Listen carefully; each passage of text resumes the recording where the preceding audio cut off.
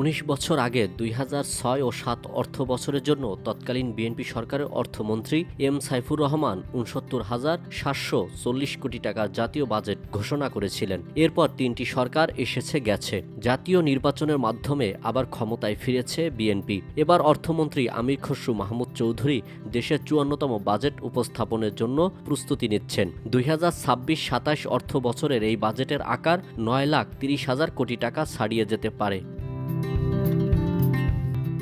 বাজেটের আকার বাড়লেও জিডিপির তুলনায় এর অনুপাত খুব বেশি বদলায়নি। ২০০৬ ও ৭ অর্থ বছরের বাজেট ছিল জিডিপির প্রায় ১২.৬৮%, আর ২০২৬ ও ২৭ অর্থ বছরে তা হতে যাচ্ছে ১৩.৬%। অর্থাৎ দেশের অর্থনীতির আকার বড় হলেও সরকারের আর্থিক সক্ষমতা সেই অনুপাতে শক্তিশালী হয়নি। ফলে বাংলাদেশ এখন এমন এক পর্যায়ে দাঁড়িয়ে যেখানে শুধু বড় বাজেট করাই মূল বিষয় নয়, বরং প্রশ্ন হলো বর্ধমান ঋণ, দুর্বল রাজস্ব আদায় ও প্রাতিষ্ঠানিক সীমাবদ্ধতার মধ্যে অর্থনীতি এই ব্যয়ভার কতটা টেকসইভাবে বহন করতে পারবে।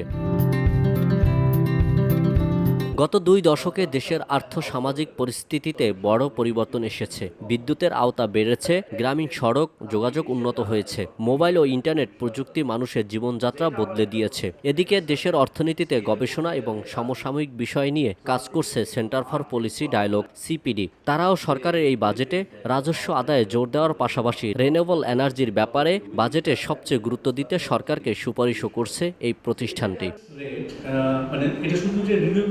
রোববার বিকেলে রাজধানীর হোটেল সোনারগাঁওয়ে সিপিডি আয়োজন করে আসন্ন বাজেটে নবায়নযোগ্য জ্বালানি প্রত্যাশা ও প্রাপ্তির সমীকরণ। এতে অংশ নেন দেশের অর্থনীতি নিয়ে কাজ করা বিভিন্ন সংগঠনের প্রতিনিধি ও শিল্প প্রতিষ্ঠানের প্রতিনিধিগণ এবং অর্থনীতিবিদরা। এ সময় সিপিডির গবেষণা পরিচালক ডক্টর খন্দকার গোলাম মোয়াজ্জেম বলেন, কর আদায়ে সরকার সফল হচ্ছে না, তাই এই বাজেটে সবচেয়ে গুরুত্ব থাকবে কর আদায় করা।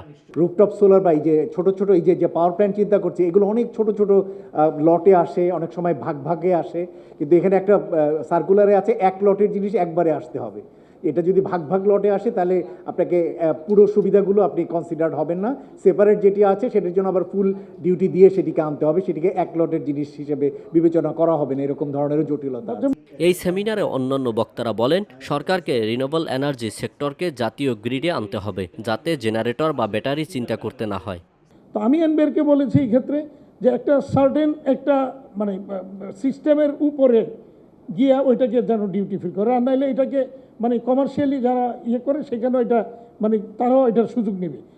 So renewable energy is very important, but we have to be very clear. আমাদের দেশ কৃষি is very important এবং আমাদের জায়গা আনলিমিটেড না, so we can't do renewable energy while sacrificing agriculture production. We have to keep that in mind very carefully. এখন প্রশ্ন হলো যে সোলার পাওয়ারকে যদি মেইন স্ট্রিমে আনতে হয়, এটাকে অবশ্যই ন্যাশনাল গ্রিডের সাথে ইন্টিগ্রেট করতে হবে। সেটা রুফটপ হোক, সেটা সরকারিভাবে অন্য কোনোভাবে হোক, যে কোনো প্রকল্পের মাধ্যমে হোক। আমি ছাদের উপর অল্প কটুক জায়গার মধ্যে শুধু প্যানেল দিলাম, ওই প্যানেল দিয়ে আমার ৪-৫টা বাতি জ্বালালাম, এইভাবে কিন্তু হবে না। এটা সরাসরি ন্যাশনাল গ্রিডের সাথে ইন্টিগ্রেট করতে হবে।